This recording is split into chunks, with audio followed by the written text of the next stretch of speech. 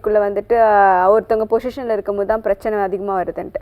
So actually sir இப்போ ஒரு வேலை எல்லாரும் என்ன நினைக்கிறாங்கன்னா, நான் வந்து சிவில் கோர்ட்டு போயிட்டு 10 வருஷம் அலையணுமா இந்த மாதிரி பிரச்சனைகளுக்கு அப்படிங்கிற ஒரு கான்செப்டை தவிர்த்து there is an aspect of family agreement. ஓகேவா, ஃபேமிலி அரேஞ்ச்மெண்ட்டே பண்ணலாம் அவங்க ஆக்சுவலி. யா, ஸோ அது எப்படி பண்ணலாம், அந்த ஒரு ரெமெடி இருக்குங்கிறத ஐ திங்க் நம்ம மக்களுக்கு விழிப்புணர்வு கொடுக்கணும்னு நினைக்கிறேன். ஸோ கொஞ்சம் எடுத்து சொல்லுங்கள் சார். அந்த ரெமெடி வந்து நீங்கள் சொல்கிற பார்ட்டிஷன் ஃபேமிலி அரேஞ்ச்மெண்ட் வந்து இல்லாத பட்சத்துக்கு தான் கோர்ட்டுக்கு வர்றாங்க மக்கள். இருக்கும்போது நீங்கள் அவங்க எல்லாரும் ஒத்து வரணும். ஃபேமிலி அரேஞ்ச்மெண்ட் பண்ணுறதுக்கு எல்லாத்தோட கன்சென்ட்டும் வேணும். பார்ட்டிஷன் முறைப்படி இவங்க ஃபேமிலியில் இருக்கிற மக்கள் எல்லாருமே ஒத்து வரும்போது பார்ட்டிஷன் நடக்குது. ஒரு நபர் ஒத்து வராத போது தான் வழக்கு டிஸ்பியூட்டுங்கிறது வருது, அடுத்த நிலைமைக்கு வருது. அவங்களுக்கு இப்போ மக்களுக்கு எல்லாத்துக்கும் விழிப்புணர்வு இல்லாமல் இல்லை, பார்ட்டிஷனை பொறுத்து விழிப்புணர்வு இல்லாமல் கிடையாது. எல்லாருமே பார்ட்டிஷன் வந்து ரெஜிஸ்டர் ஆஃபீஸ் மூலமாக போகிறதுனால பெரிய அளவில் தெரியறதில்ல, அதில் வந்து டிஸ்பியூட்டே வர்றது கிடையாது. அதில் வந்து முன்ன பின்ன அவங்க வந்து இப்போ ஒருத்தருக்கு பார்ட்டிஷனில் வந்து ஒருத்தருக்கு வந்து இப்போது 4 ஏக்கர் இருக்குதுன்னா ஒருத்தருக்கு 1.5 ஏக்கர் போகலாம், ஒருத்தருக்கு 50 சென்ட் போகலாம், அது மாதிரி பண்ணிக்கலாம். எல்லாம் ஒத்துக்கிட்டு பண்ணுறாங்க. அதே ஒரு நபருக்கு வந்து ஒரு 1 லட்சமோ 50,000மோ காசு கூட கொடுத்து அதை வந்து ஒரு பாகமாக காமிக்கலாம்.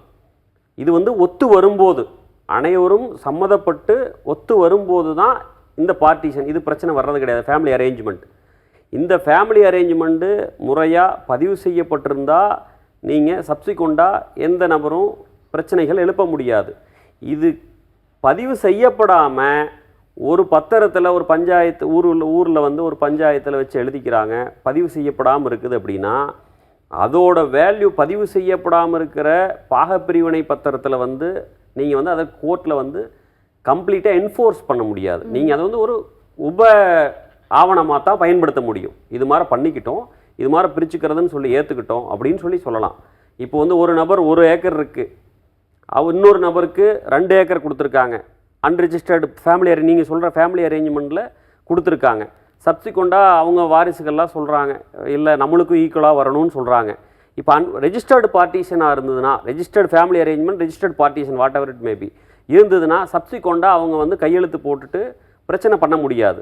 அன்ரிஜிஸ்டர்டு பார்ட்டிஷன் ஃபேமிலி அரேஞ்ச்மெண்ட் கூட பண்ணிக்குவாங்க, அன்ரிஜிஸ்டர்டு பார்ட்டிஷன் கூட பண்ணிக்குவாங்க. அன்ரிஜிஸ்டர்டு பார்ட்டிஷன் பண்ணிக்கிட்டாங்கன்னா ஒரு அதை வந்து நீங்கள் வந்து முறையாக பதிவு செஞ்சு அதை வந்து ஆவணங்களை வாங்க வரலும், எந்த விதமான டிஸ்பியூட்டும் ரைஸ் ஆகலாம். ஒத்து வரலைன்னா கோர்ட்டுக்கு தான் போகும். அதனால் registration is as far as immovable property is concern 17(1) வந்து நீங்கள் ஜியில் வந்து கம்பல்சரியாக ரெஜிஸ்டர் பண்ணணும். அதோட வேல்யூ வந்து மோர் தேன் 100 அப்படின்னாவே ரெஜிஸ்டர் பண்ணணும். இப்போ பார்ட்டிஷன் ஃபேமிலி அரேஞ்ச்மெண்ட் வேண்டாம் அப்புறம் பார்த்துக்கலாம் அப்படின்னு ஒரு சில ஃபேமிலியில் கிராமத்துலலாம் இருப்பாங்க. அது மாதிரி இருக்கிற சூழ்நிலையில் அன்ரிஜிஸ்டர்டாக பண்ணாங்கன்னா அது ஃபர்தர் காம்ப்ளிகேஷன், அதாவது ஃபேமிலியில் மறுபடியும் பிரச்சனை வந்ததுன்னா ஃபர்தர் காம்ப்ளிகேஷனுக்கு வரும், அது கட்டுப்படுத்தாது. ஓகே சார், ரொம்பவே தெளிவாக சொன்னீங்க சார். மேம், மக்களிடையே ஒரு பெரிய கன்ஃபியூஷன் இருக்குது, கவுன்சிலிங்க்கும் மீடியேஷனுக்கும் என்ன வித்தியாசம் அப்படின்ட்டு அதை கொஞ்சம் தெளிவாக எடுத்துரைக்க முடியுமா? கட்டாயமாக. கவுன்சிலிங் அப்படிங்கிறது ஒரு டிவர்ஸ் கேஸோ ஏதோ ஒரு கேஸ் சேர்ந்து வாழ்கிறதுக்காகவோ ஒரு கேஸ் ஃபைல் பண்ணுவாங்க ஃபேமிலி கோர்ட்டில்.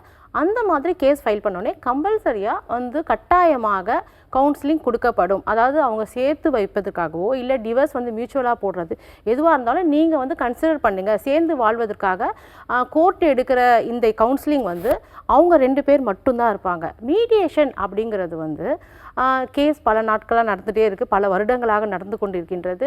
எனக்கு ஒரு முடிவு வரணும் அப்படின்னா 2 பேரையும் கேட்டு இந்த மாதிரி மீடியேஷனுக்கு ரெஃபர் பண்ணி இரு தரப்பிலையும் அட்வொகேட்ஸோடு போய் இந்த மாதிரி எங்களுக்கு வந்து இந்த ப்ராப்ளம்ஸ்லாம் இருக்குது, நாங்கள் இதை வந்து முடித்து கொள்கிறோம், ஒன்று சேர்ந்து போகிறோம், எல்லாம் மியூச்சுவலாக போடுறோம், இல்லை இவ்வளோ செட்டில்மெண்ட் அமௌண்ட் எல்லாமே பேசி அங்கேயே அக்ரிமெண்ட் போட்டு பண்ணுறது தான் மீடியேஷன். கவுன்சிலிங்கிறது கட்டாயமாகப்பட்ட ஒரு விஷயம்.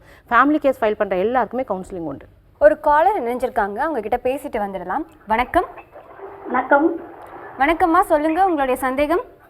என்னுடைய சந்தேகம் வந்து எங்க மாமனார் கூட பிறந்தவங்க 4 பேருங்க. ஓகே. எங்க மாமனாருக்கு 4 பசங்க. ஓகே. அதுல கடைசி பையனுக்கு ஒரு 13 சென்ட் நிலத்தை அப்படியே சுயமா அவர் சம்பாதிச்சனால எழுதி வச்சுட்டாரு, 4 பசங்களுக்கு பிரிக்காத. ஓகே. அவரெல்லாம் எழுதி வைக்கல, அவங்க அந்த கடைசி தம்பி கூட்டிட்டு போய் கரை பண்ணிக்கிட்ட அப்படி. ஓகே. அதையும் வந்து அவங்க பசங்க பேர்ல பண்ணி வாரிசு அவங்க சம்சாரத்தை போட்டுக்கிட்ட அப்படி. ஓகே. நாங்க ஜனவரியில எங்களுக்கு சொத்து வேணும்னு கேஸ் ஃபைல் பண்ணியிருக்கிறோம். பிப்ரவரியில அவங்க பண்ணிக்கிட்டாங்க கரையும். அப்ப எங்களுக்கு கோர்ட்ல எங்களுக்கு நீதிமன்றத்துல எங்களுக்கு வாய்ப்பு கிடைக்குங்களா? அந்த சொத்தில் உங்களுக்கு பங்கு இருக்கா இல்லையான்னு கேட்குறீங்க தானேம்மா? ஆமா, கேஸ் போட்டிருக்கிறோம். ஓகேம்மா. நீங்கள் வந்து நீங்கள் அவங்க டாக்குமெண்ட் பண்ணிட்டதுனால நீங்கள் நீதிமன்றத்தில் போடுற கேஸுகளோட நிலைமை என்ன ஆகும்னு கேட்குறீங்க, அப்படி தானே? அதுதானே உங்களோட கேள்வி? ஆமாம் சார். நீங்கள் நீதிமன்றத்தில் என்ன முடிவு வருதோ அதுதாம்மா பிரிவியல் ஆகும். அதுதான் நீங்கள் வந்து டாக்குமெண்ட் பண்ணதுனால உங்களோட நீதிமன்றத்தில் உங்களுக்கு உரிமை இருக்குதுன்னு முடிவாயிருச்சுன்னா டாக்குமெண்ட்டு செல்லாததாகி போயிடும் ஆட்டோமேட்டிக்காக. Okay ma'am. நீதிமன்றத்தோட முடிவு தான் உங்களுக்கு பிரிவியல் ஆகும். Okay sir. மேம், இப்போ வந்து ஒரு பேரண்ட்ஸ் இருக்காங்க, அவங்க ஒரு குழந்தைய அடாப்ட் பண்ணுறாங்க அப்படின்னா அந்த பேரண்ட்ஸ் இறந்து போன பிறகு அந்த குழந்தைக்கு பங்கு இருக்குமா இருக்காதா மேம்? கட்டாயமாக இருக்கும். அடாப்ஷன் அப்படிங்கிறது எதுக்காக பண்ணுறாங்க அப்படின்னா இவங்களுடைய லீகலாகவே அவங்க வந்துருவாங்க. எல்லா ரைட்ஸும் இருக்குது. ஆன்சிஸ்டல் ப்ராப்பர்ட்டி கூடவா மேம்? எல்லாமே ரைட்ஸ் இருக்கும். Okay ma'am.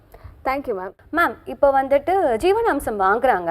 இப்போ அந்த பெண் வந்து ஜீவனாம்சம் வாங்கிட்டு இருக்காங்க. இப்போ மறுதிருமணம் செய்யணும்னு நினைக்கிறாங்க. அப்போது ஜீவனாம்சம் அங்கேயே முடியுது இல்லையா? ஆமாம்.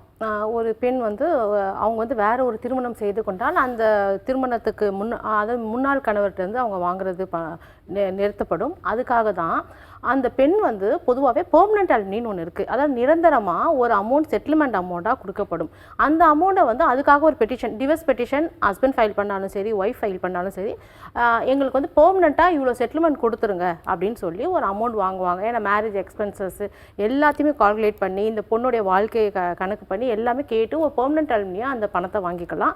அப்போ வந்து பெர்மனெண்ட்டாக ஒரு டோட்டலாக ஒரு பெரிய அமௌண்ட் வரப்போ இவங்களுக்கு இந்த ஜீவனாம்சம் அப்படிங்கிறது வராது. ஆனால் வேறு ஒரு திருமணம் செய்து கொண்டால் கட்டாயமாக அதுக்கு பின்பு பெற முடியாது. ஆனால் அவங்களுக்கு குழந்தைகள் இருந்தாங்கன்னா அவங்க பெற்றுக்கொள்ள முடியும். Okay ma'am. Thank you ma'am. Sir, actually இப்போ நம்ம வாரிசுரிமை பற்றி பேசிகிட்டு இருந்தோம். ஐ திங்க் வாரிசுரிமை பற்றி பேசினாலே இந்த பார்ட்டிஷன்கிற ஒரு ஆஸ்பெக்ட் வந்து ஆட்டோமேட்டிக்காக வந்துடும். ஸோ அந்த பார்ட்டிஷன் டீட்னா என்ன, அது பண்ணுறதுக்குரிய ப்ராப்பர் ப்ரொசீஜர்ஸ் என்னன்னு கொஞ்சம் எக்ஸ்பிளைன் பண்ணிடுங்க சார். பார்ட்டிஷன்னா நீங்கள் ஒரு குடும்பத்தில் இருக்கிற உறுப்பினர்கள் அவங்களுக்கு உள்ள ப்ராப்பர்ட்டிஸை இனிமேலும் ஒன்றா வந்து அவங்க என்ஜாய் பண்ண முடியாதுங்கிற சூழ்நிலை வரும் பொழுது, அல்லது அவங்க அம்மா அப்பாவோ ஒரு குடும்பத்துக்கு நம்ம ஏற்பாடு பண்ணி வச்சிடலாம், மறுபடியும் எதுவும் பிரச்சனை ஃப்யூச்சரில் வரக்கூடாது, அது மாதிரி இருக்கிற சூழ்நிலையில், அது மாதிரி திங்க் பண்ணுற சூழ்நிலையில் நம்ம வந்து ஒரு பாகப்பிரிவினை ஏற்படுத்திக்கலாம் அப்படின்னு சொல்லி குடும்பத்துக்குள்ளே ஏற்பாடு பண்ணிக்குவாங்க. அது மாதிரி குடும்பத்துக்குள்ளே ஏற்பாடு பண்ணும்போது இப்போ வந்து ஒரே குடும்பத்தில் ஆன்செஸ்ட்ரல் ப்ராப்பர்ட்டியும் இருக்கலாம், அவங்க சுயசம்பாதிய சொத்தும் இருக்கலாம். இப்போ வந்து எல்லாரும் சம்மதிச்சு ஒரு பாகப்பிரிவினை பண்ணிக்கும் போது சுயசம்பாதிய சொத்து, அதுக்கு அவங்களுக்கு ஆன்செஸ்ட்ரல் ப்ராப்பர்ட்டி, எல்லா ப்ராப்பர்ட்டியுமே அதில் இன்க்ளூட் பண்ணி கொண்டு வந்துடலாம்.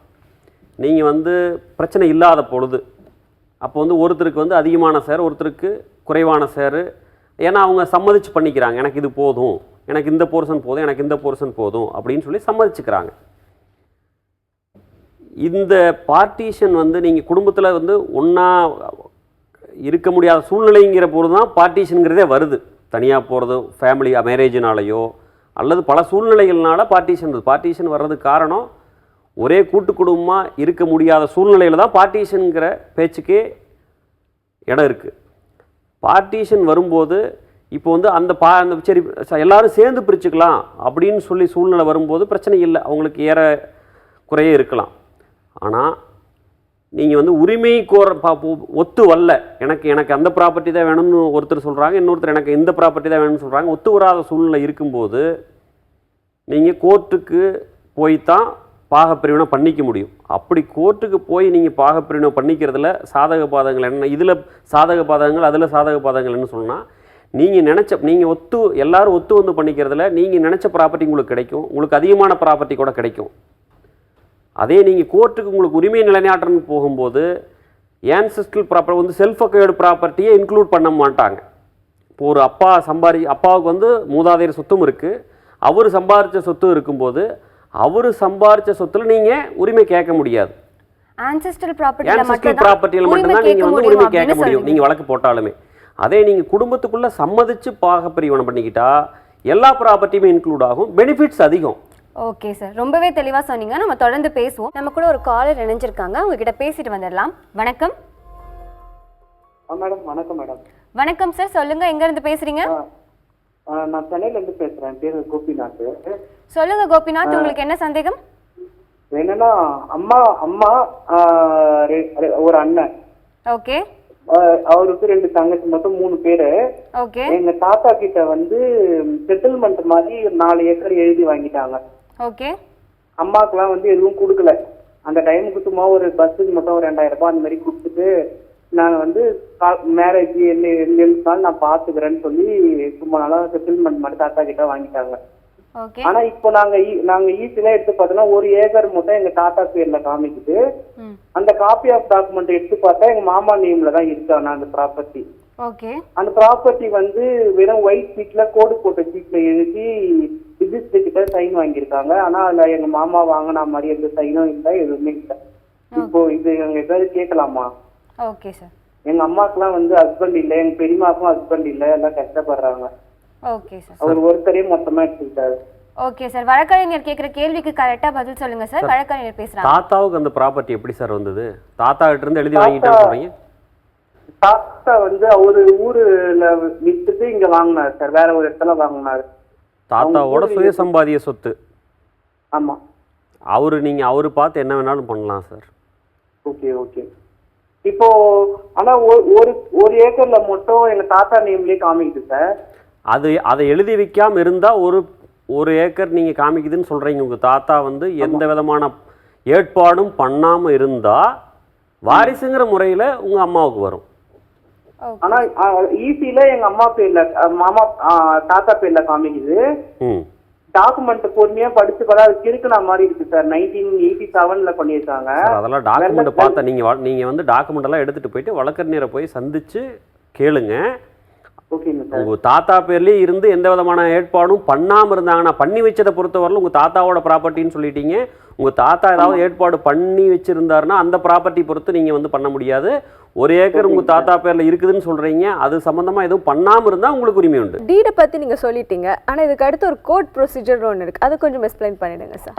நீங்க ஒத்து வராத போது குடும்ப உறுப்பினர்களுக்குள்ள வந்து நீங்கள் அந்த ஒரு சுமூகமான சூழ்நிலை ஏற்படாத போது தான் கோர்ட்டுக்கு போகிறதுக்கான தேவை ஏற்படுது.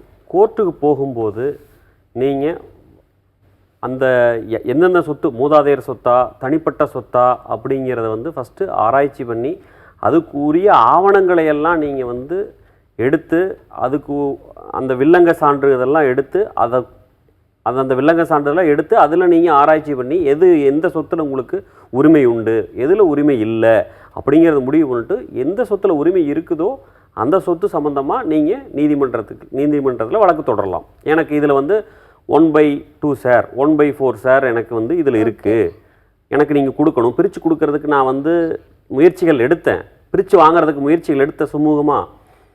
ஆனால் அந்த முயற்சிகள் வந்து தோல்வி அடைஞ்சிருச்சு. நான் வந்து இது மாதிரி வந்து கேட்டேன், பல முறை கேட்டேன், நோட்டீஸ் அனுப்புனேன், அதுக்கும் அவங்க பிரித்து கொடுக்க ஒத்து வரல. அதனால நான் நீதிமன்றத்தை நாடி நான் வந்து பாக பிரிவினை கேட்குறேன் அப்படின்னு சொல்லி கேட்கலாம். அந்த நீதிமன்றத்தின் மூலமாக போகிற பாக பிரிவினை நீதிமன்றத்தில் போயிட்டு கூட நீங்கள் சமரசம் பண்ணிக்கலாம். நீதிமன்றத்தில் இப்போ வழக்கு ஒருத்தர் போடுறாங்க, வேண்டாம் கோர்ட்டு வரலும் போயிட்டாங்க, வேண்டாம் நம்ம சமமாக பிரிச்சுக்குவோம் அப்படின்னு, அல்லது வாட் எவர் இட் மேபி என்ன போர்ஷன் அவங்க ப்ரொபோர்ஷனில் திங்க் பண்ணுறாங்களோ அப்போ வந்து நீங்கள் வந்து சட்டத்திலேயே இடம் நீங்கள் கோர்ட்டு மூலமாகவே சமரசமாக பண்ணிக்கலாம். ஆர்டர் 23ல் நீங்கள் வந்து அப்ளிகேஷன் போட்டு அதை சமரசமாக கோர்ட்லேயே முடிச்சுக்கலாம். ஒன்று. ரெண்டாவது, நீங்கள் கோர்ட்டில் முடியாத சூழ்நிலையில் மெரிட்டில் நீங்கள் தீர்ப்பு வாங்கி இறுதிநிலை தீர்ப்பானை நிறைவே போட்டு அதில் வந்து நீங்கள் பாகமெல்லாம் எடுக்கிறதுக்கு போட்டு அது கொஞ்சம் நாள் ஆகும். நீங்கள் சமரசமாக முடிச்சுக்கிட்டாலும் கோர்ட்டுக்கு போனதுக்கப்புறம் கூட சமரசமாக முடிச்சுக்கிறதுக்கு வாய்ப்புகள் இருக்குது. இல்லாத பட்சத்தில் நீங்கள் மெரிட்டில் உங்களுடைய உரிமைகளை நிலைநாட்டி ஆவணங்கள் தாக்கல் பண்ணி உரிமைகளை நிலைநாட்டி அதில் ஒரு தீர்ப்பு உங்களுக்கு உரிமை இடையதுன்னு ஒரு தீர்ப்பு வாங்கி அந்த தீர்ப்பில் எந்த போர்ஷன் உங்களுக்கு ப்ராப்பர்ட்டி, இப்போது 4ல் 1 பங்குன்னு சொல்லி தீர்ப்பு கொடுத்துட்றாங்க அப்படின்னா 4ல் 1 பங்கு தீர்ப்புக்கு அப்புறம் அது எந்த பாகம் அப்படிங்கிறத தீர்மானிக்கிறதுக்கு நீங்கள் ஒரு இறுதிநிலை தீர்ப்பாணை மனு போடணும். அதில் அட்வொகேட் கமிஷனர் அப்பாயின் பண்ணுவாங்க. அட்வொகேட் கமிஷனர் அப்பாயின் பண்ணி உங்களுக்கு எந்த போர்ஷன் அப்படிங்கிறது கார்வ் அவுட் பண்ணி கொடுப்பாங்க. அது இந்த ப்ரொசீஜர் லாங் ப்ரொசீஜர் பார்ட்டிஷன் சூட்டில். மக்களுக்கு புரியுற மாதிரி 2 பேருமே ரொம்பவே தெளிவாக சொன்னீங்க. ஒரு விஷயத்தை எப்படி சொல்றதுன்றது ரொம்பவே முக்கியம். 2 பேருமே அதை சிறப்பாக சொன்னீங்க. ரொம்பவே நன்றி.